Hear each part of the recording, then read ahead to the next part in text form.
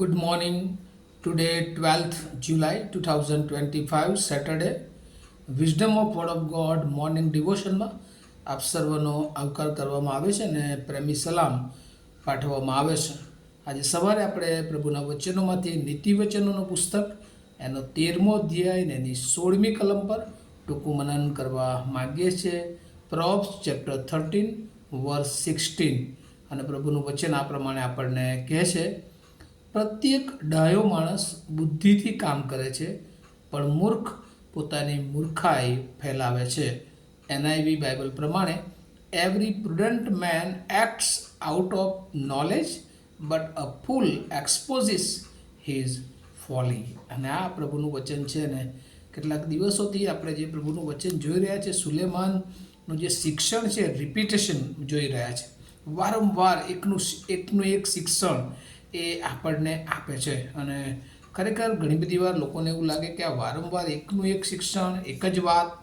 પણ જ્યારે વચનોમાં એકને એક વચન પર આપણે સંદેશાઓ સાંભળીએ છીએ, સંદેશાઓ બોલીએ છીએ, ત્યારે જ્યારે પણ એક ટૉપિક પર વધારે ને વધારે વાર સંદેશા આપીએ છીએ, ત્યારે એમાંથી નવું ને નવું ઈશ્વર એ આપતા જાય છે. કારણ કે એમાં ડિફરન્ટ વેથી પ્રભુ આપણી સાથે વાત કરે છે. અને એટલે સુલેમાનના જે નીતિ વચનો છે એ ખાસ કરીને ખ્રિસ્તી જીવન અને એમાં વ્યવહારિક જીવનની સાથે જોડીને પ્રભુ એ વચનો દ્વારા આપણને બહુ મોટું ઉત્તેજન આપવા માગે છે. અને આજે સવારે પ્રભુ એ માર્ગ સંબંધી ડિસ્કસ કરે છે. Discuss the public behaviour. આપણો જે માર્ગ છે, આપણું જે જીવન છે, એમાં એ વર્તન એ બહુ અગત્યનું ભાગ છે. અને એ વર્તન કેવી રીતે તમારું સારું છે અથવા જ્ઞાની છો કે પ્રભુની બીકમાં છો, એ કેવી રીતે ઓળખી શકાય? તો કહે છે કે માણસ એના કાર્યથી ઓળખાય છે. યાકૂબના પત્રમાં આપણે જોઈએ છીએ કે વિશ્વાસ છે, પણ જો એ વિશ્વાસ પ્રમાણેની કરણી નથી તો વિશ્વાસ પણ વ્યર્થ છે. અને આજે આપણે આ દિવસોમાં આપણે જોઈએ છીએ કે બે પ્રકારના માર્ગ, એક જે ઈશ્વરની બીક ધરાવનાર લોકોનો માર્ગ અને બીજો મૂર્ખતાનો, દુષ્ટતાનો માર્ગ. અને એટલે ઘણી બધી વાર ઈશ્વર એ આપણને કહે છે કે આપણે જે કાર્યો કરીએ છીએ એમાં આપણો વિશ્વાસ એ દેખાવો જોઈએ.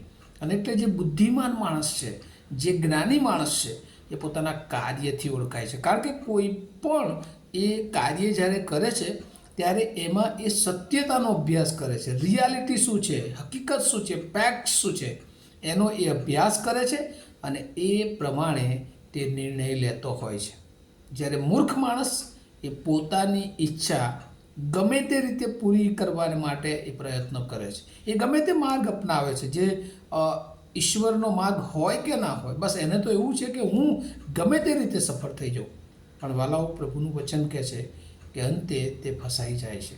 અને એટલે બીજાને નીચા પાડવાની કોશિશ, બીજા લોકોના માટે ગમે તેવી બાબતો બોલવાની બાબત, બીજા લોકોને માટે એ ખોટું વિચારવાની બાબત, એ મૂર્ખતાની નિશાની છે વાલાઓ. અને એટલા માટે પ્રભુએ આપણને જે જીવન આપ્યું છે,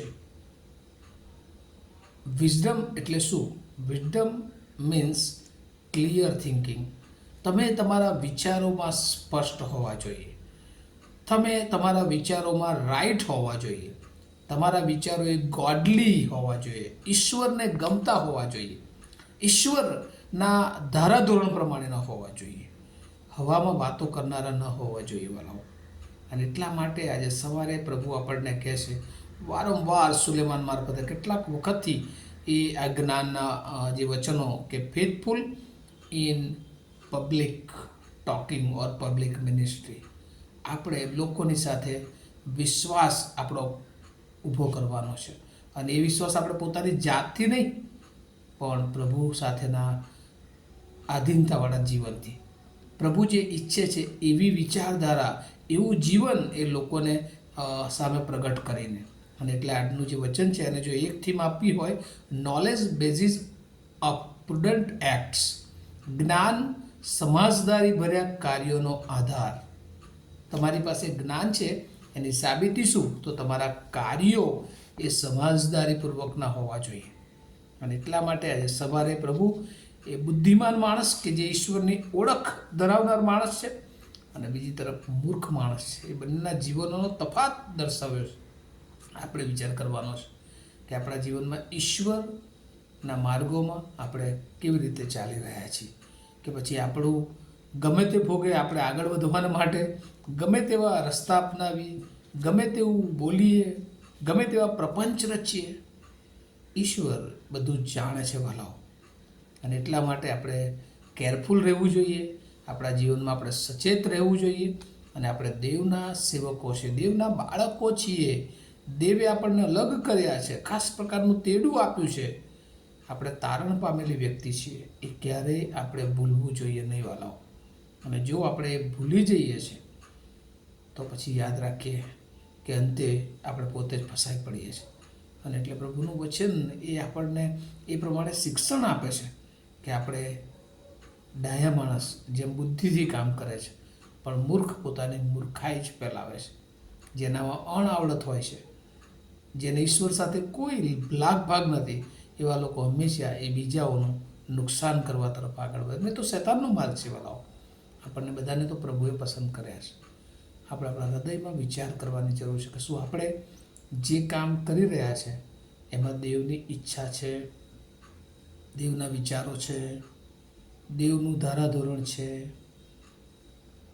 કે નથી. અને જો ના હોય તો ચોક્કસ આપણે ગમે તે હોય ત્યાંથી બેક આવવાની જરૂર છે, પાછા પડવાની જરૂર છે. નહીં તો એક દિવસ એવો આવશે કે આપણને રસ્તો પણ મળશે નહીં. અને એટલે આજે સવારે પ્રભુ આપણને બધાને કહે છે કે આપણને પ્રભુએ જ્ઞાન આપ્યું છે, બુદ્ધિ આપી છે, એની ઓળખ આપી છે. ત્યારે આપણે જાતને તપાસીએ અને આપણા જીવનને પ્રભુની વધારે આધીનતામાં લાવીએ, અને બુદ્ધિપૂર્વકના કાર્યોમાં જે ઈશ્વરની દોરવણીથી થાય છે એમાં આગળ વધીએ. કારણ કે દેવની બીકમાં નિર્ણય લેવો, દેવનું કામ કરવું, એમાં સહનશીલતા છે, એમાં વધસ્તંભનો માર્ગ છે, એમાં જતું કરવાની ભાવના છે, એમાં માફીની ભાવના છે વાલાઓ, એમાં નમ્રતાની ભાવનાઓ છે, એમાં બીજાઓને ઊંચા કરવાની ભાવના છે. આ બધા ગુણો જો આપણામાં નથી વાલાઓ, તો આજે આપણે નિર્ણય સાથે પ્રભુની પાસે બેસીએ અને પ્રભુને કહીએ, હું આ રહ્યો, મને પ્રભુ તમારી બુદ્ધિ, તમારું જ્ઞાન પ્રમાણે વર્તણૂકમાં, કાર્યમાં યોગ્ય બનાવો. પ્રભુ આ વચનનો સમજવાના માટે આપણને સર્વને કૃપા આપે. પ્રાર્થના કરીએ. અમારા જીવંત અને દયાળુ ઈશ્વર, આજે સવારે ફરી એકવાર અમે આભાર માનીએ છીએ. અમે તમારાથી પસંદ કરેલા, તેડાયેલા, સેવામાં વપરાતા લોકો છીએ, તમારા બાળકો છીએ. પણ તેમ છતાં ઘણી બધી વાર અમારો વિશ્વાસ અને કરણી બંને પ્રભુ અલગ દેખાતા હોય છે. અમે મૂર્ખની જેમ હંમેશા મૂર્ખાઈ કરતા હોઈએ છીએ. પણ આજે સવારે પ્રભુ તમે અમને કૃપા આપો કે તમારી બીકમાં, તમારા ભયમાં પ્રભુ અમારું આંતરિક જીવન અને બાહ્ય જીવન બંને પ્રભુ તમને વિશ્વાસુ હોય. અને એમ પ્રભુ અમારી સેવાઓ, અમારા કાર્યો, અમારું જીવન એ ઘણા બધા લોકોને તમારી પાસે લાવનારું હોય, એવી કૃપા માગતા અમે સગડા અમારા જીવનો તમારા સમર્થ હાથોમાં મૂકતા અમારી પ્રાર્થના ઈસુ પ્રભુના નામમાં સાંભળો, તેનો સ્વીકાર કરો. આમીન. Have a nice day to all of you. Thank you.